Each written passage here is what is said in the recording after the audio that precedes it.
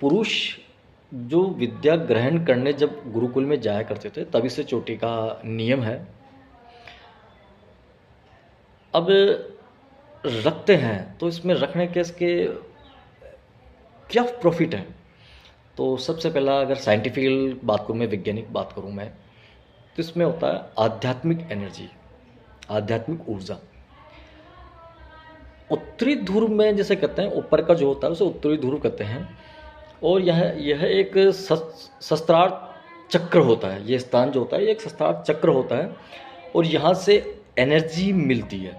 किसे? हमें। ब्रह्मांड की एनर्जी हमें मिलती रहती है। ये इस स्थान को बड़ा प्रबल माना जाता है और सकारात्मक ऊर्जा यहाँ से प्रवाह होती है। यहाँ सुषुम्ना नाड़ी भी जिसे कहते हैं, यहाँ से ऊर्जा प्रवाह होती है। सुषुम्ना नाड़ी पे हम और शस्त्रार्थ चक्र पे हम अगले वीडियो में चर्चा करेंगे। तो ये जो होती है इस ऊर्जा को बनाए रखने के लिए होती है। अब कुछ लोग होते हैं कि चोटी क्या साहब कुछ लंबाई चौड़ाई कुछ होती है, कुछ कहते हैं साहब 2 फुट रख लो, 5 फुट रख लो, 3 फुट रख लो, जो रख लो। तो लंबाई का तो कुछ आइडिया नहीं है।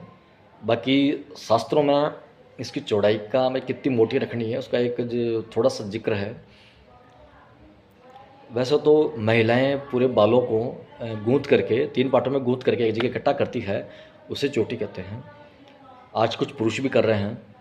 संभवतः इसको एक गौ खुर, गाँव का गाय माता का जो खुर आता है उसकी चौड़ाई मैक्सिमम इसकी चौड़ाई को बताया गया है। अब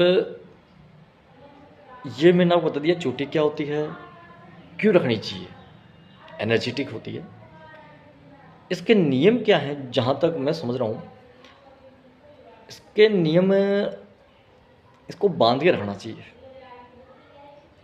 बांध के रखने का ये नियम है, जैसे आप पाठ कर रहे हैं, पाठ पूजा कर रहे हैं, नाम जप कर रहे हैं, तो वहाँ से एक एनर्जी निकल रही है, तो एनर्जी बाहर नहीं जाए, आपके शरीर में रहे, तो उसको एक गांठ लगाया जाता है।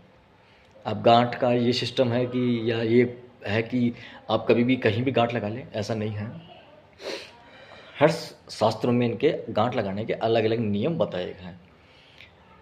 मान लीजिए अगर आप कुछ नियम नहीं भी मालूम है, कुछ नहीं भी अगर आपको आता है, तो आप गायत्री मंत्र का जाप करते हुए इसको शिखा को बांध सकते हैं, इसकी चोटी लगा सकते हैं। बाकी अगर आपके गुरु हैं तो आप उन्हें धीरे धीरे पूछ करके अपना ये फॉलो कर सकते हैं। और एक किस्सा